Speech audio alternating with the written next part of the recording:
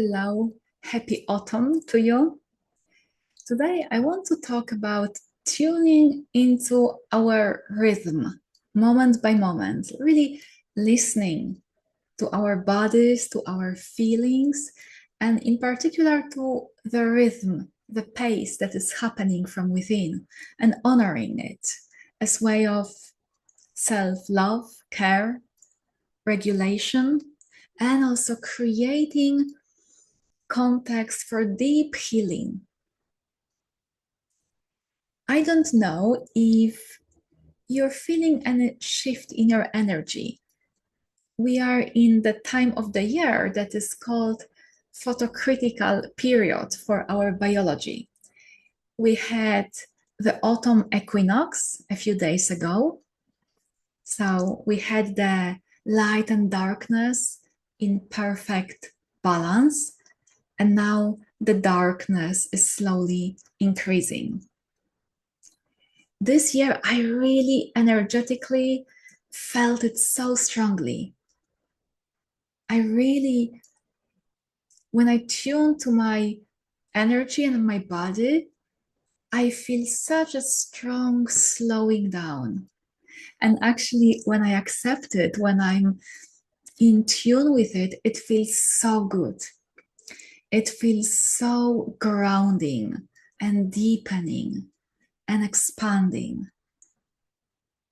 I feel that I really want to rest and be in the bed a lot, like taking a nap, going to sleep a bit earlier, or just lounging on the bed and like reflecting in the lying down position. And I also want to be outdoors a lot. Now it's a bit cooler. The autumn is so beautiful. I just feel so drawn, especially to the woods where I can be close to the trees and the moss, and there's some rocks and soil. And I've heard from some people that they also felt some sort of shift in their energy, and it can take the form of just wanting to rest a little bit more these days. Or I've heard from some people about certain agitation, certain energy that feels like wants to be expressed. And when we have ideas in our head that maybe we should be always active, we should have certain pace rather than listening to ourselves, we will very often get some symptoms. There will be some inner conflict when we are not tuning into and listening, but trying to enforce the ideas from our head or from what the culture is telling us. Let's think for a moment about newborns and then babies, toddlers, and a child growing up, becoming an adult. Very crucial for their emotional, healthy emotional development, ability to regulate their feelings, and developing healthy sense of self-worthiness and love is to have another person who is in tune with them, who is responsive to their biological, physiological state, to their feelings, emotions, someone who is like a safe base, someone who is like creating context of safety. And let's think of us as adults. Sometimes it is difficult to talk about some experiences that we are struggling with because we are afraid that someone will not just listen with presence, with their own sense of safety, with non-judgmental presence. We might be afraid that we can trigger someone, we can make someone else feel uncomfortable, Or very often, especially if it's a sensitive or controversial issue, that someone will come up with advice, judgments, their own perspectives that can be overlaid on our own experience. And very often, because of that, we just hold back, we don't share. We are alone with our struggles or difficult emotions. And actually, now let's go back to the baby, little baby. When the caregiver, mother, father, or other person, an adult, is accepting of the biological and emotional states and expressions of the baby and is able to, not necessarily perfectly, but in general, is able to be there, soothe the baby, but also allow the baby just the freedom of expression. This creates like a baseline of I'm okay.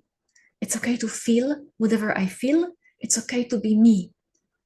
And there is also a trust that I can trust another person. Of course, it's subconscious at that point when we are small children, but it's also okay to be when I am in different states with another person. They won't reject me, they won't abandon me, they won't be frightened by me, they won't get angry at me. So there's like sense of safety in myself and in the relationship. And like not many of us have really totally secure childhoods, and everyone has some experiences that couldn't be probably held, reflected, and regulated safely by the environment, either early in life or later on. And this creates often like a sense of aloneness, loneliness, being alone with whatever is happening, but also lack of trust that I can regulate. I can be with it, what is happening in me, and I'm safe. And then we have different coping mechanisms. One of them can be cutting off feelings that are uncomfortable. It can be zoning out, becoming like rigid, trying to control our impulses, and many different coping strategies that we are not going to go there very deeply into today. But I want to come back to my original notion of tuning into my pace. And I want to suggest that this is something you can do today, no matter how easy or difficult your earlier experiences with emotional regulation were. This is available to you, that you can start creating stronger sense of self-trust, presence, and the feeling that you are there for yourself. You can start expanding your sense of safety in yourself and safety in the relationship that you have with yourself. And it is so simple as really listening to your pace, really noticing, oh, I feel like I want to go slower here. I want to maybe make a break. I want to speak slower. I want to do this task that normally I rush through like more mindfully and slower. Maybe there is something that I actually don't want to do. Maybe there is something new that I need. So this would be like noticing that your pace is actually a bit slower and tuning into it, respecting it. or maybe your pace is actually picking up and you are feeling on certain day like a rush of energy and you want to express it, but maybe you're not used to it fully. But then again, listen to it. Listen to this bubbly life force, bubbly energy.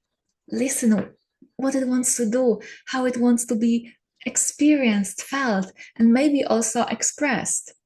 And I think that very, very simple, very intimate and immediate way of working with our energy is through movement.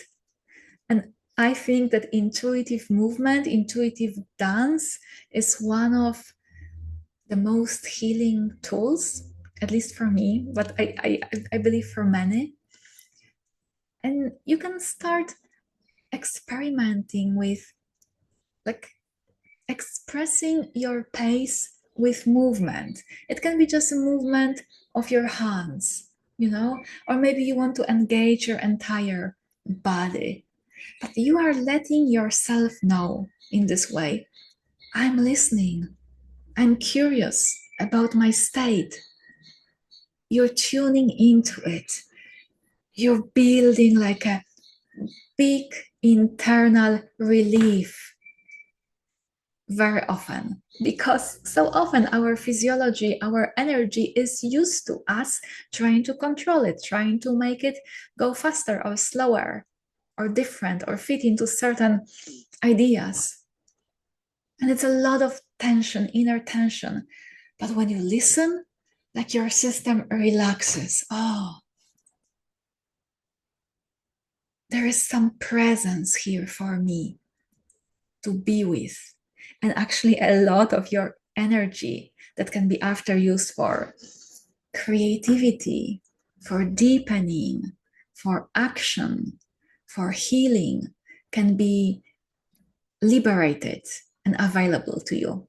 So, what do you think about it? Are you feeling to experiment with tuning into your pace, listening, noticing, being curious about it, and perhaps also expressing it in movement, or maybe even going a step further, doing some adjustments in your day, in your life to honor the pace that your body, your energy wants to be in? Let me know if you wish. I would love to hear from you. And have a wonderful day. Bye.